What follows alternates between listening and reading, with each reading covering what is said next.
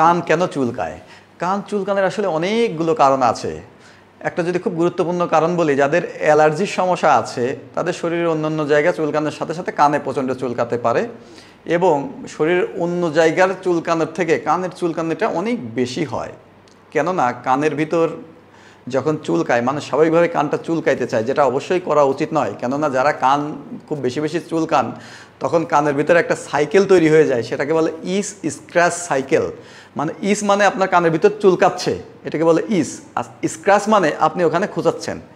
এইটা একটা সাইকেল তৈরি হয় যে আপনি কানের ভিতর চুলকাচ্ছে, আপনি ওইটাকে কটন বাড বা অন্য যে কোনো ইনস্ট্রুমেন্ট দিয়ে আপনি ওইটা খোঁচাচ্ছেন, চুলকাচ্ছে খোঁচাচ্ছেন। আস্তে আস্তে এরকম করতে করতে যত চুলকাবেন তত আপনার ভালো লাগে, কানের ভিতর আপনার মানে ইনজুরি হয়ে যাবে, কান ভিতর দিয়ে রক্ত চলে আসবে, তাও কিন্তু আপনার চুলকানি শেষ হবে না। সেই জন্য অ্যালার্জি একটা গুরুত্বপূর্ণ কারণ। এবং আরেকটি গুরুত্বপূর্ণ কারণ হলো কানের ভিতর বিভিন্ন ধরনের ইনফেকশন হতে পারে, সেটা আপনার ব্যাকটেরিয়াল ইনফেকশন হোক বা ফাঙ্গাল ইনফেকশন হোক। যখন কানের ভিতর ইনফেকশন হয় তখনও কানের ভিতর চুলকায়।